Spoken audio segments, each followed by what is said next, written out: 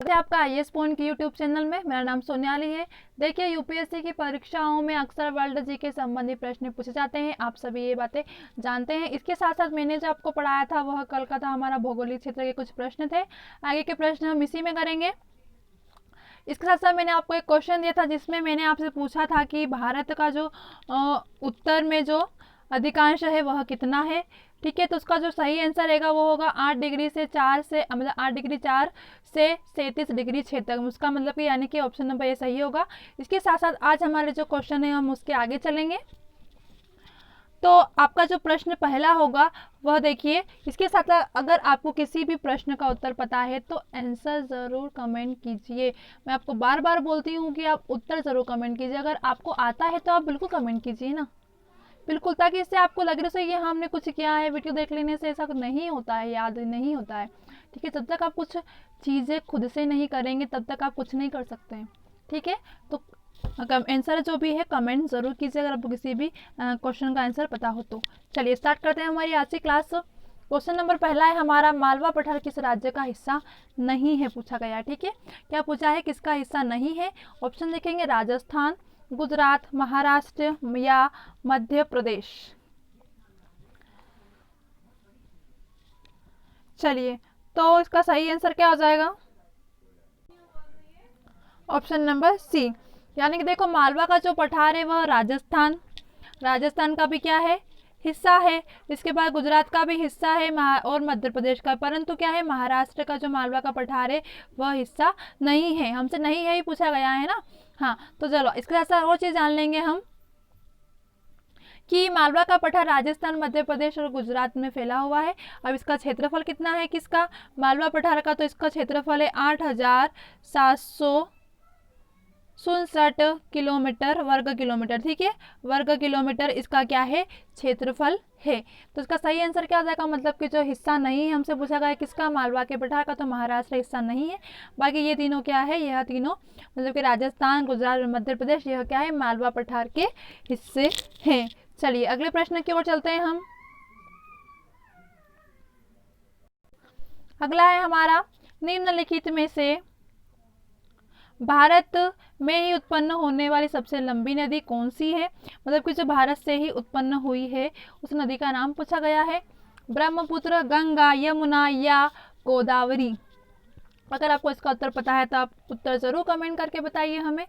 चलिए, तो हम देख लेंगे कि भारत में उत्पन्न होने वाली सबसे लंबी नदी कौन सी है, तो गंगा नदी। ठीक है, कौन सी, गंगा नदी, यानी कि ऑप्शन नंबर बी आपका सही हो जाएगा। अब गंगा नदी कहाँ से, तो गंगा नदी उत्तराखंड में गंगोत्री ग्लेशियर से निकलती है। कहाँ से, उत्तराखंड के गंगोत्री ग्लेशियर से निकलती है। इसकी कुल लंबाई कितनी है गंगा की, तो 2525 कितनी है किलोमीटर इसकी लंबाई है। यह बांग्लादेश से होते हुए बंगाल की खाड़ी में गिर जाती है। कहाँ से होते हुए, जो बांग्लादेश है वहाँ से क्या होते हुए यह बंगाल की खाड़ी में गिर जाती है। निकलती कहाँ से है, तो उत्तराखंड की जो गंगोत्री मलेशिया है वहाँ से यह नदी निकलती है। कौन सी, गंगा नदी, जिसका क्षेत्रफल 2525 किलोमीटर है। चलिए अगले प्रश्न की ओर चलते हैं हम। अगला प्रश्न है हमारा, निम्नलिखित में से भारत का सबसे कम ऊंचाई वाला क्षेत्र कौन सा है। ऑप्शन देखेंगे हम, कट्टनाद केरल, सौराष्ट्र कर्नाटक, कोरोमंडल तमिलनाडु या मलाबार केरल। ठीक है, अब इसका अगर आपको आंसर पता है तो आंसर जरूर कमेंट कीजिए। देखो, निम्नलिखित में से जो भारत का सबसे कम ऊंचाई पर है, ठीक है, वह क्या है, हमसे पूछा गया है क्षेत्र कौन सा है। तो जो सबसे कम ऊंचाई पर है ना वह हैगा कट्टानाद केरल। ठीक है, अब कट्टानाद केरल इसके बारे में हम पता ही नहीं है मैम।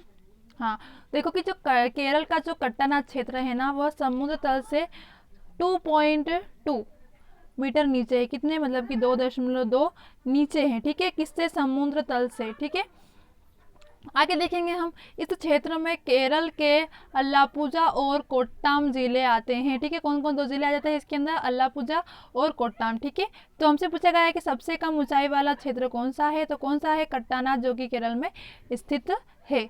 चलिए अगले प्रश्न की ओर चलते हैं हम। इंपॉर्टेंट क्वेश्चन है, इसका आंसर सही बच्चों को आता होगा। भारत की स्थलीय सीमा कितने देशों से लगती है। ऑप्शन है 6, option number B 7, option number C 8 या ऑप्शन नंबर डी 9। चलिए तो देख लेंगे जो भारत की कुल स्थलीय सीमा है ना, यह कितनी है, तो यह 15,106 किलोमीटर है। इसमें 92 जिले हैं। जिले कितने हैं देखो, पूरी डिटेल्स में आपको जिले कितने आते हैं इसके अंदर, तो इसके अंदर 92 जिले आ जाते हैं, 17 राज्य आ जाते हैं। इसके बाद जो भारत की जो स्थलीय सीमा है ना, अब ये सात देशों में से चलती है। अब 7 देश कौन कौन से हो गए आप सुन लीजिएगा, ठीक है। 7 देश कौन कौन से हो गए, एक तो पाकिस्तान, बांग्लादेश, चीन, नेपाल, म्यांमार, भूटान और अफगानिस्तान लगती है। आई रिपीट, पाकिस्तान, बांग्लादेश, चीन, नेपाल, म्यांमार, भूटान और अफगानिस्तान, ठीक है। अब इस जब भारत की जो स्थलीय सीमा है इसके अंदर जिले कितने आ जाते हैं, 92 जिले आ जाते हैं, 17 राज्य आ जाते हैं। इसका क्षेत्रफल कितना है, 15,106 किलोमीटर है। चलिए अगले प्रश्न की ओर चलते हैं हम। अगला प्रश्न है हमारा, भूटान के साथ भारत के किस राज्य की सीमा सबसे ज़्यादा लंबी है। ऑप्शन है असम, सिक्किम, अरुणाचल प्रदेश या पश्चिम बंगाल, ठीक है। चलो तो हम देखेंगे भूटान के साथ भारत की किस राज्य की सीमा सबसे ज़्यादा लंबी है। तो भारत और जो भूटान की सीमा है ना, यह 699 किलोमीटर है। कितनी है, 699 किलोमीटर है। असम की जो सीमा है, अब देखो असम की सीमा कितनी है, असम की है 267, ठीक है। उसके बाद देखो अरुणाचल प्रदेश की कितनी है, जो अरुणाचल प्रदेश है वहाँ की हैगी 217। फिर देखेंगे, फिर उसके बाद क्या आ जाएगा, उसके बाद पश्चिम बंगाल आ जाएगा। पश्चिम बंगाल की कितनी है, 183। और सिक्किम की कितनी, सिक्किम की सबसे कम है, मतलब कि 32 है। तो हमसे क्वेश्चन क्या पूछा गया है कि भूटान के साथ भारत की किस राज्य की सीमा सबसे ज़्यादा लंबी है। तो इसमें से किसकी सबसे ज़्यादा लंबी है, पूरी कितनी है, 699 है, ठीक है। परंतु क्या पूछा है कि किस राज्य की सीमा सबसे ज़्यादा लंबी है, किससे, भूटान के साथ, ठीक है, भारत की। तो किसकी है सबसे ज़्यादा, 267, यानी कि असम की। असम की क्या है, असम की जो सीमा है वह भारत के राज्य की सीमा से, जो भूटान के साथ भारत के जो राज्य है उसकी सीमा से क्या है, सबसे ज़्यादा लंबी है। उसके बाद कौन सी आ गई, उसके बाद आ गई अरुणाचल प्रदेश, फिर पश्चिम बंगाल, सबसे आखिरी में क्या आएगा, सिक्किम, क्योंकि सिक्किम में कितनी है, सिर्फ 32 किलोमीटर है, ठीक है। असम की कितनी है, 267, अरुणाचल प्रदेश की 217 है, पश्चिम बंगाल की 183 है, और बचा क्या सबसे लास्ट में, सिक्किम, इसकी 32 है। मतलब कि सबसे ज़्यादा किसकी है, असम की। ऑप्शन नंबर ए आपका सही हो जाएगा। अगले प्रश्न की ओर चलते हैं हम। अगला प्रश्न है हमारा, ताप के अंतर का उपयोग निम्नलिखित में से किस कॉन्सेप्ट के लिए किया जाता है। ऑप्शन है आपका मानसून, ऑप्शन नंबर बी है आपका जेट स्ट्रीम, चक्रवात या मरुस्थलीय तूफान। चलिए अब इसके बारे में जान लेंगे हम कि जो ताप का अंतर है या किस उपयोग निम्नलिखित में से किस कॉन्सेप्ट के लिए किया जाता है। तो इसका जो उपयोग है वह ऑप्शन नंबर ए, मतलब कि मानसून के लिए किया जाता है। और मानसून के लिए क्यों किया जाता है मैम, तो मानसून की जो उत्पत्ति है ना, यह स्थल और जल क्षेत्रों में असमान ताप के, जो असमान ताप होते हैं उसके कारण होती है। किसके लिए, असमान ताप के लिए होती है मानसून की उत्पत्ति। आगे देखेंगे, स्थल में तापमान अधिक होने के कारण वायु दाब कम होता है, ठीक है। जबकि जो जलीय क्षेत्र है ना, उसमें दाब की अपेक्षता अधिक होती है। जल में क्या होता है कि इसकी अपेक्षा क्या होती है, बहुत अधिक हो जाती है। वायु जो है वो उच्च दाब के क्षेत्र में क्या होती है, निम्न दाब के क्षेत्र पर बहती है। तो इसलिए क्या होता है कि जो मानसून है ना, इसे ताप के अंतर का उपयोग किया जाता है, काई के लिए, कॉन्सेप्ट के लिए किया जाता है, यानी कि ऑप्शन नंबर ए आपका सही हो जाएगा। अगले प्रश्न की ओर चलते हैं हम। निम्नलिखित में से किस पिडमोंट पठार का उदाहरण कौन सा है, कौन सा पूछा गया है, जो पिडमोंट है उसका क्या पूछा गया है, हमसे उदाहरण पूछा गया है। ऑप्शन देखेंगे हम, तिब्बत का पठार, बोलिवियन का पठार, मालवा पठार या लद्दाख का पठार। तो देखो जो पिडमोंट है ना, इस पठार को एक और पर्वत कहते हैं, मतलब कि एक और से क्या होता है, यह पर्वत होता है।